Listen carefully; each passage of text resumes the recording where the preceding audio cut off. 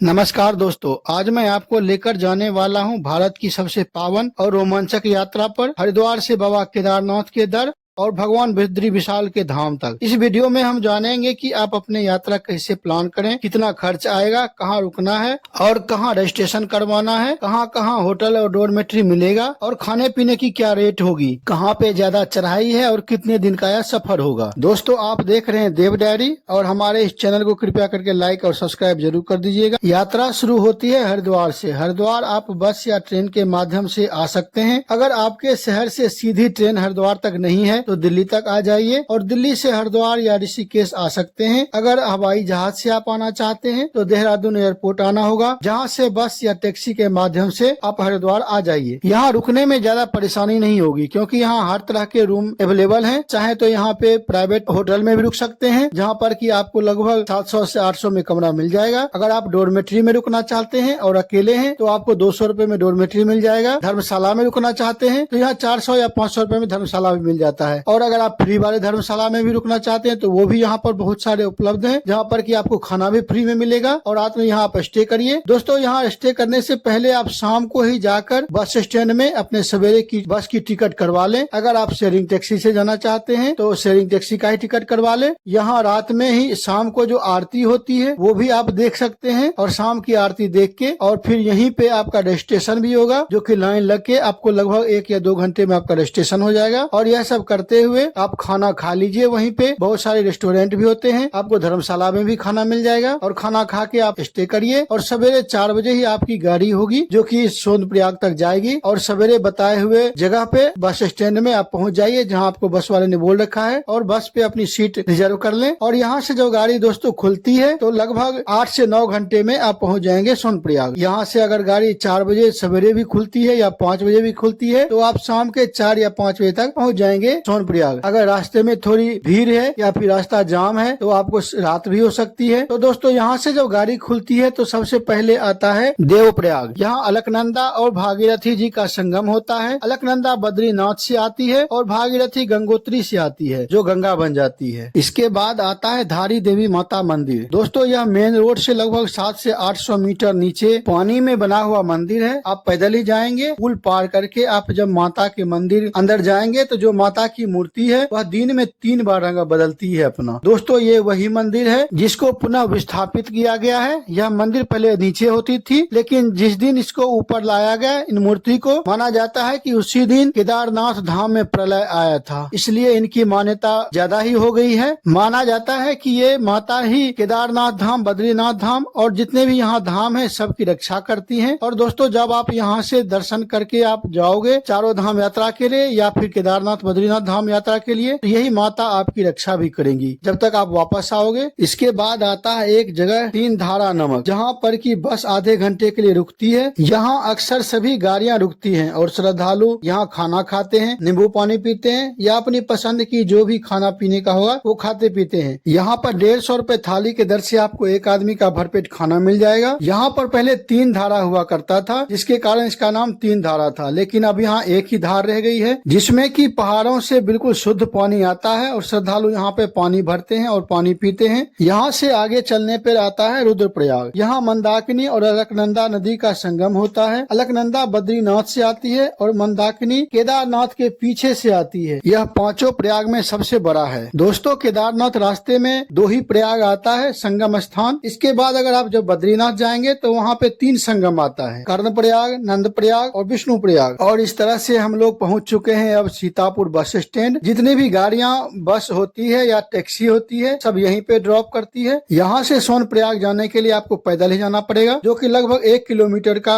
और 1 किलोमीटर आप सफर तय करके पहुंच जाएंगे सीधा सोनप्रयाग। सोनप्रयाग में आप सबसे पहले अपने रूम की व्यवस्था करें। दोस्तों, यहाँ पे अगर रूम लेना आप चाहते हैं, परिवार के साथ हैं या फिर आप समूह में हैं, तो एक बड़ा सा रूम ले लीजिए। अगर आप डॉर्मेट्री लेना चाहते हैं, अकेले हैं, तो यहाँ डॉर्मेट्री भी मिल जाएगी। तो अगर आप अपनी गाड़ी से या बाइक से आते हैं तो सीतापुर या सोनप्रयाग दोनों जगह बस स्टैंड है, जहाँ पर कि आप अपने बाइक या गाड़ी को खड़ी कर सकते हैं स्टैंड में, जिसका चार्ज लगभग 100 रुपए या 200 रुपए के लिए होता है 24 घंटे के लिए। अगर आप सोनप्रयाग में रुके हैं तो यहाँ खाने पीने की ज्यादा महंगाई भी नहीं होती है। यहाँ हर तरह का खाना मिल जाता है, जैसे फास्ट फूड, साउथ इंडिया खाना, नॉर्थ इंडिया खाना। आप अपने हिसाब से 150 या 200 रुपए की थाली लेकर खाना खा सकते हैं और रात में आराम करके सवेरे 4 बजे उठकर गौरी कुंड जाने के लिए लाइन में लग जाएं। अगर 4 से 5 बजे तक लाइन में लगेंगे तो आसानी से कम भीड़ में आप शेयरिंग टैक्सी से गौरी कुंड पहुंच जाएंगे। अगर आपने लेट किया तो आपको काफी लंबी लाइन का सामना करना पड़ेगा। यहाँ लाइन में लगते समय आपका रजिस्ट्रेशन कार्ड भी चेक किया जाएगा जो आपने ऑनलाइन या ऑफलाइन रजिस्ट्रेशन करवा लिया है। अगर आपने ऑनलाइन रजिस्ट्रेशन करवाया है तो एक प्रिंट इसका जरूर निकलवा ले, क्योंकि कई बार मोबाइल के मैसेज को मान्य नहीं दिया जाता है। यहाँ पर यह कार्ड चेक करवा के आपको आगे शेयरिंग टैक्सी मिल जाएगी जिसमें 20 मिनट में आपको गौरी कुंड पहुँचा देती है। अगर आप 5 बजे उठकर लाइन में लग जाते हैं तो 6 बजे तक गौरी कुंड पहुँच जाएंगे। यहाँ पहुँचकर तप्त कुंड में या ठंडी कुंड में स्नान कर सकते हैं और माता गौरी का जो मंदिर है यहाँ, वहाँ पे आप चाहे तो पूजा भी कर सकते हैं, जो कि माता पार्वती को समर्पित है। यह मंदिर यहाँ पूजा करके अक्सर सभी भक्त भोलेनाथ की यात्रा के लिए पैदल चलना आरंभ करते हैं। गौरी कुंड से 20 मिनट की यात्रा करने के बाद यह पहला गेट आता है जहाँ से केदारनाथ धाम के लिए यात्रा शुरुआत मानी जाती है। गौरी कुंड से 16 किलोमीटर की दूरी है केदारनाथ, ऐसा माना जाता है, लेकिन यह दूरी 22 किलोमीटर की है। 16 किलोमीटर की दूरी पहले थी। 2013 में आए आपदा में यह रास्ता बह गया था, जिसके कारण दूसरा रास्ता बनाना पड़ा जो कि 22 किलोमीटर का है। दोस्तों, यात्रा करने से पहले गौरी कुंड में ही कुछ खाना पीना खा ले। मैगी यहाँ 60 रुपए का, आलू पराठा 50 रुपए का, चाय 20 रुपए का और कॉफी 30 रुपए का मिल जाएगा। यहाँ नाश्ता करने के बाद पैदल यात्रा शुरू करने की बारी आती है। अगर आपके पास ज्यादा सामान या भारी सामान है तो यहाँ क्लॉक रूम भी उपलब्ध है, जहाँ 100 रुपए में 48 घंटे के लिए एक सामान रखा जाता है। इस हिसाब से आप जितनी चाहे सामान रखें, जितनी कम सामान होगी उतनी आसानी होगी यात्रा करने में। बात करें पैदल ट्रैक की तो यहाँ का रास्ता न तो ज्यादा मुश्किल है और न ही ज्यादा आसान। अगर आप पहली बार आते हैं तो थोड़ी मुश्किल लगेगी। रास्ते में जगह जगह पर खाने पीने और शौचालय की सुविधा उपलब्ध है और बारिश से बचने के लिए यहाँ बहुत सारे शेड भी बने होते हैं कहीं कहीं पे। और यहाँ मोबाइल की बात करें तो यहाँ हर जगह आपको नेटवर्क पकड़ता रहेगा, जियो और एयरटेल का। कुछ जगहों पर तो वाईफाई भी फ्री है और कुछ जगहों पर नेटवर्क का थोड़ा सा प्रॉब्लम होता है रास्ते में, जो कि लगभग 100 या 200 मीटर का होता है। रास्ते में खाना पीना में राजमा 60 रुपए में, चाय 20 रुपए, 30 रुपए में कॉफी और पानी बोतल 50 रुपए में मिल जाता है। मैगी और आलू पराठा 50 रुपए के दर से मिल जाता है और जो पैकेट वाली चीजें हैं वह 2 से 3 गुना रेट पर मिलती है, क्योंकि यहाँ पर आने का किराया भी लगता है। 10 वाली बिस्कुट 20 की मिलेगी, 20 वाली कोल्ड ड्रिंक 50 की मिलती है। यहाँ जगह जगह पर मेडिकल की सुविधा भी उपलब्ध है।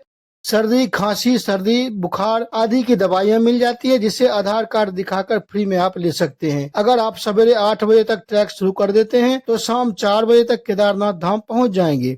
घोड़ा या खच्चर से जाना चाहते हैं तो इसका चार्ज अलग लगेगा, लगभग 4000 रुपए। अगर आप पालकी से जाना चाहते हैं तो इसका चार्ज 7 से 12,000 रुपए तक लगता है, जो कि आपके वेट के हिसाब से चार्ज करेगा। और अगर आप पिट्ठू की सवारी करते हैं तो लगभग 4 से 7,000 रुपए लगेगा। अगर आपकी बजट ठीक ठाक है तो आप हेलीकॉप्टर से भी सवारी कर सकते हैं, जो कि गुप्त काशी, सिरसी, इन तीनों जगहों से हेलीकॉप्टर सेवा प्रदान होती है। इसका किराया लगभग हमारे स्क्रीन पर दिया गया है, यह आपको ऑनलाइन बुक कराना पड़ेगा। यह यात्रा सबसे आसान होता है। तो दोस्तों, पैदल लगभग 7 किलोमीटर चलने के बाद रामवाड़ा जगह आता है, जहां मंदाकिनी नदी बहती है, जिसके ऊपर बने पुल से चढ़कर पार करने का आनंद ही अलग होता है। यहाँ से शुरू होता है ऊंची चढ़ाई, जहाँ आप धीरे धीरे पैदल चले, यहाँ से प्रकृति की सुंदरता का नजारा देख और बाबा केदार का ध्यान करते हुए ऊंचे ऊंचे पहाड़ और ग्लेशियर को देखते हुए आप आगे बढ़ें। दोस्तों, यह चढ़ाई रामवाड़ा से शुरू होती है, लगभग 7 से 8 किलोमीटर तक होती है, जो कि ऊंची खड़ी चढ़ाई होती है। इसके बाद लगभग ठीक ही होता है रास्ता। दोनों साइड बर्फ और बीच से रास्ता निकलता है। यह सफर अति सुंदर लगता है। इस तरह सफर करते हुए आप रुद्र पॉइंट तक पहुंच जाएंगे। यहीं पर घोड़ा, पालकी और पिट्ठू भी ड्रॉप करता है। यहाँ से बाबा का मंदिर मात्र 1.5 किलोमीटर की दूरी पर है। यहाँ आपको एहसास होगा कि हम पहुँच गए हैं बाबा के दरबार। बात करें यहाँ रहने की तो यहाँ सबसे अच्छा जगह रहने के लिए नंदी कॉम्प्लेक्स है। टेंट यह होता है जो कि गढ़वाल मंडल विकास निगम की तरफ से है, जहाँ पर काफी टेंट रहते हैं। यहाँ 600 से 800 में एक आदमी का रहने का चार्ज होता है। यहाँ आपको माइनस टेम्परेचर का गद्दा और स्लीपिंग बैग मिल जाएगा। यहाँ आप रात में रुकिए और बाबा केदारनाथ की आरती देखिए और कुछ खाना पीना खाकर रात में स्टे करिए और सवेरे नहा धोकर लाइन में लग जाइए। यहाँ गर्म पानी की बाल्टी 100 रुपए में मिल जाती है और अगर ठंडी पानी से नहाना चाहते हैं तो कोई चार्ज नहीं लगेगा। अगर आप 4 बजे सवेरे दर्शन के लिए लाइन में लगेंगे तो जल्दी ही दर्शन हो जाएगा, लगभग 2 घंटे के अंदर। अगर आप देर करेंगे तो 5 से 6 घंटे भी लग सकता है। लाइन में लगने से पहले प्रसाद जरूर ले लें, जो कि 50, 100 और 200 रुपए में मिल जाएगा। यहाँ कभी भी स्नोफॉल होने लगता है, जिससे ठंड और बढ़ जाती है। इसके बावजूद श्रद्धालु लाइन में लगकर भोले की जयकारा करते हुए दर्शन को आगे बढ़ते रहते हैं। इस मंदिर के गर्भगृह के मध्य भाग में बाबा का शिवलिंग विराजमान है। अगर आप भीड़ से अलग जल्दी दर्शन करना चाहते हैं तो 1100 रुपए की पर्ची कटवा लीजिए, जो कि एक टोकन के जैसा मिलेगा आपको। और यह आप वहां दिखाकर, आप जो एक्साइट गेट होता है बाहर निकलने वाली, वहां से आपको पुजारी ले जाके दर्शन करवा के आपको 20 से 30 मिनट में ही वापस ला देंगे। इस मुख्य मंदिर के पीछे ही एक अमर कुंड है, यहाँ से आप जल लेना ना भूलें। और यहाँ से जल लेके आप थोड़ा सा आगे बढ़ेंगे तो आपको भीमशिला दिखेगा। यह वही भीमशिला है जो 2013 में आए आपदा से मुख्य मंदिर को बचाया था। इस भीमशिला के थोड़ा सा आगे ही जाएंगे तो आपको जगत गुरु शंकराचार्य जी का प्रतिमा दिखेगा, जो कि काले पत्थर से निर्मित है। यहाँ एक ऐसा भी मंदिर है जहाँ आप सच्चे मन से हर हर महादेव का उच्चारण करेंगे तो इसके अंदर में जो पानी है उस पानी से बुलबुले निकलने लगते हैं। इस मंदिर को रेतस कुंड मंदिर कहा जाता है। यह मुख्य मंदिर से 10 मिनट की दूरी पर स्थित है। इसके बाद आप काल भैरव मंदिर जाना ना भूलें। यह केदार घाटी का सबसे ऊंचा मंदिर है। यह भैरव बाबा के मंदिर के दर्शन किए बिना आपकी यात्रा अधूरी मानी जाती है। माना जाता है कि जब 6 माह के लिए केदारनाथ मंदिर को कपाट बंद हो जाती है तो यही भैरव बाबा इस मंदिर और इस घाटी की रक्षा करते हैं। यह मंदिर मुख्य मंदिर के बगल से पुल का रास्ता होते हुए 20 मिनट में लगभग भैरवनाथ मंदिर पहुंच जाएंगे। यहाँ दर्शन करके आप उसी दिन शाम तक गौरी कुंड पहुंच जाइए। उतरने में 4 से 5 घंटे ही लगेंगे। दोस्तों, अगर आप 12 बजे तक भी वापस आने के लिए चल पड़ते हैं तो 5 बजे तक गौरी कुंड आप पहुंच जाएंगे। वहां से अपनी पर्ची दिखाकर सामान क्लॉक रूम से वापस ले लें और शेयरिंग टैक्सी से सोनप्रयाग आ जाइए। आप चाहें तो फिर से वहीं स्टे कर सकते हैं जहां आपने जाते वक्त स्टे किया था, या आप चाहें तो दूसरे जगह भी जाके स्टे कर सकते हैं। और यहाँ पे रात में आप स्टे करके सवेरे आप निकल पड़िए बद्रीनाथ धाम के लिए। यहाँ से आपको डायरेक्ट बस मिल जाएगी। अगर आपको डायरेक्ट बस नहीं मिलती है तो आप जोशी मठ भी जा सकते हैं, वहाँ से फिर आपको बस मिल जाएगी बद्रीनाथ धाम के लिए। अगर आपके पास दोस्तों टाइम है तो आप सोनप्रयाग से 15 किलोमीटर की दूरी पर त्रियोगी नारायण मंदिर भी जा सकते हैं, जिसके लिए आपको शेयरिंग टैक्सी मिल जाएगा यहीं सोनप्रयाग से ही, जो कि 100 रुपए लेगा एक साइड के जाने का और 100 रुपए उधर से आने का, यानी कि 200 रुपए में आप वापस आ जाएंगे सोनप्रयाग। और इसमें आपको 2 से 3 घंटे लग जाएंगे। दोस्तों, यहाँ जाने के लिए जो रास्ता है वो जंगल से होके जाता है, जो कि देखने में बहुत सुंदर लगता है। दोनों साइड जंगल होती है, पेड़ पौधे लगे रहते हैं और इसके बीच से रास्ता निकलता है। और यहाँ आप 15 से 20 मिनट में पहुँच जाएंगे त्रियोगी नारायण मंदिर। दोस्तों, त्रियोगी नारायण मंदिर में ही माता पार्वती और भगवान शिव का विवाह हुआ था, ऐसा माना जाता है, जिसका साक्षी यह जलती हुई अग्नि है जो कि विवाह में जलाया गया था। ऐसा माना जाता है कि 3 युग से यह जल रही है अग्नि। यहाँ दर्शन करके सीधा आप वापस आ जाइए सोनप्रयाग। यहाँ से 45 किलोमीटर की दूरी पे है उखी मठ। उखी मठ के लिए टैक्सी या बस यहीं से आपको मिल जाएगा। अगर आपको डायरेक्ट बस या शेयरिंग टैक्सी नहीं मिलती है तो आप गुप्त काशी आ जाइए, वहाँ से उखी मठ की टैक्सी मिल जाएगी। उखी मठ के लिए पौराणिक मान्यता के अनुसार वानासुर की पुत्री उषा और भगवान कृष्ण के पोते अनिरुद्ध के विवाह से जुड़ा है, इसलिए इसे पहले उषा मठ कहा जाता था। यहाँ का मुख्य मंदिर ओंकारेश्वर मंदिर है, जहाँ मध्य महेश्वर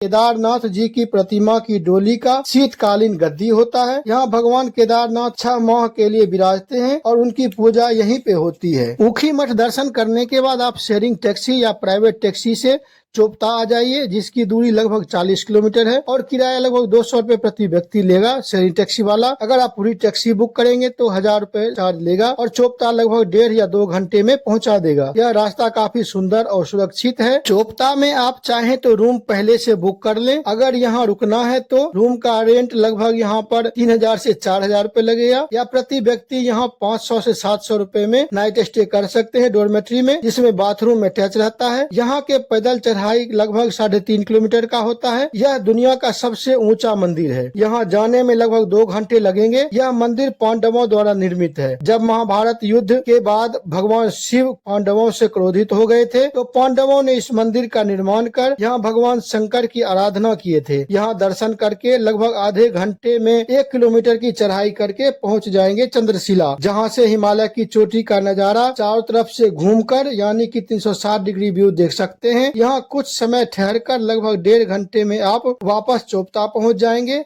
सवेरे 8 बजे तुंगनाथ की चढ़ाई करते हैं तो वापस 12 बजे चोपता पहुंच जाएंगे। यहाँ से अगर दोस्तों आप चाहें तो जोशीमठ जा सकते हैं, जो कि लगभग 4 से 5 घंटा लगेगा जाने में, और यहाँ से 150 किलोमीटर की दूरी है जोशीमठ की। जोशीमठ जाने के लिए आपको बहुत सारी बसें मिल जाएगी डायरेक्ट, या फिर आप शेयरिंग टैक्सी से भी जा सकते। जोशीमठ में स्टैंड के पास ही आपको बहुत सारे होटलें मिल जाएंगी, रेस्टोरेंट मिल जाएगा, जो कि आपको 3 से 4 हजार रूपए एक रूम का पड़ेगा चार्ज। अगर आप डॉर्मेट्री में रुकना चाहते हैं तो 6 से 700 रूपये आपको लगेगा, और यहीं आपको 150 रूपये दर से खाना पीना भी मिल जाएगा। और रात में आप यहाँ स्टे करिए और सवेरे आप निकल पड़िए नरसिंह मंदिर को देखने के लिए। नरसिंह मंदिर में ही दोस्तों भगवान बद्री विशाल की शीतकालीन गद्दी होती है, और 6 मास के लिए वो इसी मंदिर में विराजते हैं और यही उनकी पूजा होती है। अगर आप चाहें तो यहाँ और भी जगह घूम सकते हैं, जैसे कि शंकराचार्य मठ, कल्प वृक्ष, गौरी शंकर मंदिर, तपोवन आदि। यहाँ दर्शन करने के बाद बद्रीनाथ की तरफ आप सफर कर सकते हैं। लगभग 10 किलोमीटर चलने के बाद विष्णु प्रयाग संगम आता है, यहाँ भी आप दर्शन कर सकते हैं। अलकनंदा और धौली गंगा का यहाँ पे संगम होता है। यहाँ से आगे चलने पर हनुमान चट्टी आता है, यहाँ भी आप चाहे तो दर्शन कर सकते हैं। यह वही जगह है जहाँ भीम ने बंदर समझकर हनुमान जी का अपमान किया था और बाद में क्षमा मांगकर हनुमान जी का दर्शन किया था, और हनुमान जी ने अपने विशाल रूप में आकर दर्शन दिए और विजय श्री का आशीर्वाद दिया था। यहाँ से आगे आप पहुँच जाएंगे बद्रीनाथ धाम bus stand. Badrinath bus stand में पहुंचकर सबसे पहले रूम की व्यवस्था करना है, और यहीं पर स्टैंड से मात्र 500 मीटर की दूरी पर बद्री विशाल का मंदिर है, और बस स्टैंड के पास ही बहुत सी प्राइवेट